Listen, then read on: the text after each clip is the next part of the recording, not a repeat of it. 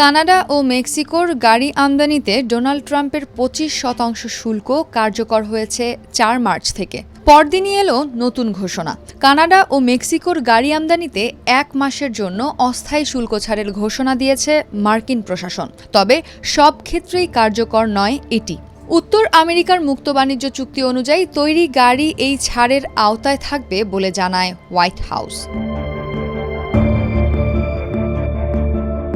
ট্রাম্পের এই পদক্ষেপ মার্কিন শেয়ারবাজারকে কিছুটা ঊর্ধ্বমুখী করেছে।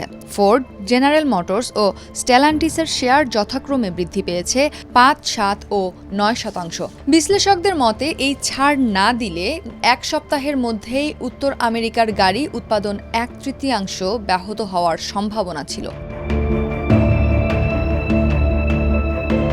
ট্রাম্পের শুল্কারোপের সিদ্ধান্ত কানাডা ও মেক্সিকোর সঙ্গে বাণিজ্যিক সম্পর্কের উত্তেজনা তৈরি করেছে। কানাডা ইতিমধ্যে মার্কিন পণ্যের ওপর প্রতিশোধমূলক শুল্ক আরোপ করেছে। ফলে চীনাবাদামের মাখন, কমলা ও ওয়াইনসহ বিভিন্ন পণ্যের দাম বেড়েছে। মেক্সিকোও শীঘ্রই একই পথে হাঁটার ঘোষণা দিয়েছে। এই পরিস্থিতিতে উত্তর আমেরিকায় অর্থনৈতিক অস্থিরতার আশঙ্কা দেখা দিয়েছে। কানাডার বিরুদ্ধে গুরুতর অভিযোগ এনেছে মার্কিন প্রেসিডেন্ট ডোনাল্ড ট্রাম্প। কানাডা মাদক পাচার রোধে যথেষ্ট ব্যবস্থা নিচ্ছে না এবং তা সম্পর্কের আরও অবনতি ঘটাচ্ছে বলে মন্তব্য করেছেন ট্রাম্প। তবে কানাডার প্রধানমন্ত্রী জাস্টিন ট্রুডো ট্রাম্পের এই অভিযোগকে সম্পূর্ণ ভিত্তিহীন বলে উল্লেখ করেছেন। একই সঙ্গে কানাডার অন্টারিওর প্রধানমন্ত্রী ডগ ফোর্ড জানিয়েছেন, ১ মাসের শুল্ক ছাড় প্রতিশোধমূলক পদক্ষেপে কোনো পরিবর্তন আনবে না। ট্রাম্পের শুল্ক নীতি শুধু উত্তর আমেরিকার মধ্যেই সীমাবদ্ধ নয়।